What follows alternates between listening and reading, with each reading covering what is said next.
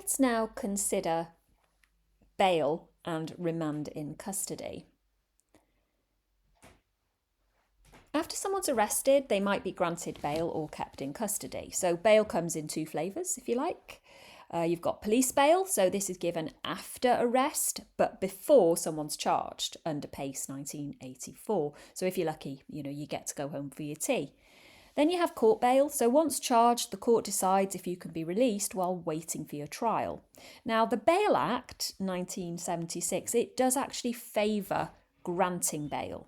Suspects should be let out unless there are good reasons not to. But bail can be refused if there's a risk of running off, or with somebody tampering with witnesses, or committing more crimes, or putting the public in danger. If a person does get bail, they can expect conditions like curfews, surrendering their passport, or reporting to a police station. In cases where bail is refused, a person is then remanded in custody and held until their trial. It's an interesting case as well of R versus the Chief Constable of Sussex, the 1999 case. Spoiler, this one is complicated, but it does explore how police resources and public safety are juggled when making these bail decisions. In terms of evaluation, well, an obvious criticism is that the presumption in favour of bail can sometimes backfire. So if offenders do go on to then reoffend while they're on bail, the public isn't going to be thrilled by that.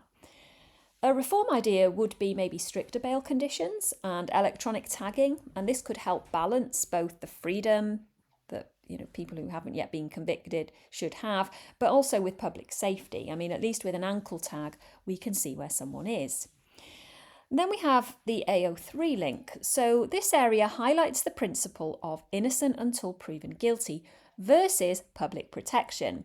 It's a little bit, I suppose, like letting your dog off a lead. Sometimes you can trust it and sometimes you just can't risk it. Moving on to the trial process itself. Now, criminal cases go to different courts depending on how serious they are. Let's start with the magistrates' courts. So they handle minor offences and less serious either way offences, the legal equivalent of spilt milk. But the Crown Court, they deal with the big stuff, so the robbery, GBH, murder and so on. Now, in magistrates' court, trials are decided by magistrates or a district judge. And in the Crown Court, that's where you have the jury of 12 ordinary people. And they decide the facts and verdict while the judge handles the law and the sentencing. A bit like teamwork, but with wigs, as it were. If you're unhappy with the magistrates' court's decisions, you can then appeal to a Crown Court for a retrial or to challenge the sentence. Now, further appeals go to the Courts of Appeal, and if it's a matter of public importance, right up to the Supreme Court. The case of R versus Jogi in 2016 showed how appeals can clarify the law, especially on joint enterprise. It's proof that the law is always evolving. Okay, so evaluation, well, criticisms, it's a slow process at times and it can be very expensive, it can be stressful, especially Crown Court cases. A reform idea could be that more early guilty pleas and alternative dispute resolution, this could help clear backlog. Less time in court and more time for tea.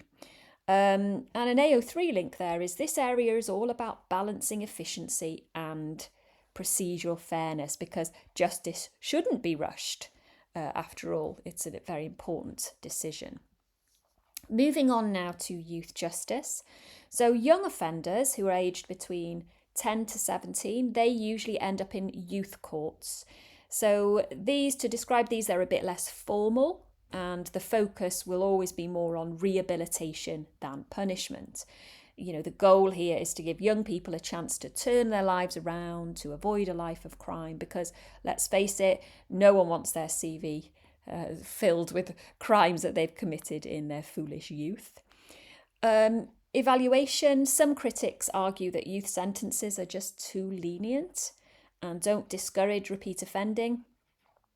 Maybe that's a problem that can be considered. And then you've got a reform idea as well, so more community-based education, restorative justice programs. Maybe this can help tackle youth offending at its root, what's causing it. And I think prevention as well is probably always better than cure. Especially, the cure is a lengthy court process that involves a lot of paperwork after all. Then we have a AO3 link. So this approach reflects the tension between rehabilitation and public protection again. So, a balancing act worthy of a circus, really, isn't it? Moving on then to law, society, morality and justice. So law isn't made in a vacuum. I think that's important. It's shaped by society and it changes over time. Legislation on equality, for example, hate crime, drink driving, all of this shows just how quickly the law can adapt. If only it could keep up with all the sort of fashion trends, really. And then you've got law and morality. So legal wrongs and moral wrongs often overlap, but not always. So, for example, a good example of that is adultery, for instance. It's widely seen as immoral, but it's not a crime. It's not a criminal offence.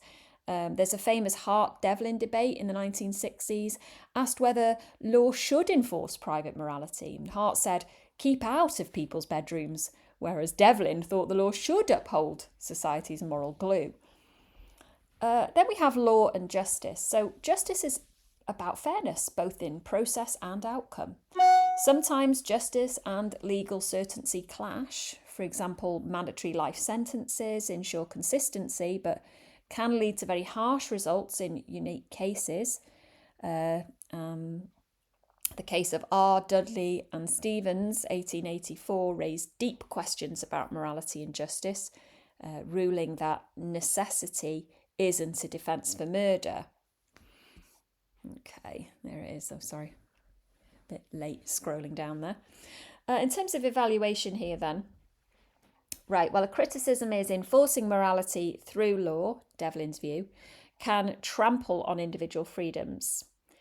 A reform idea, the sensible middle ground is probably Mill's harm principle, that the law should only intervene when someone's actions harm others. It's the difference between singing badly in the shower and starting, a midnight drum solo, as it were. And then the AO3 link here is the debate connects theory to practice. This debate, connects theory to practice, showing how moral arguments shape criminal liability.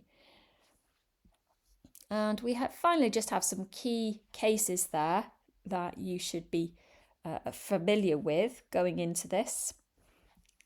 And that's that.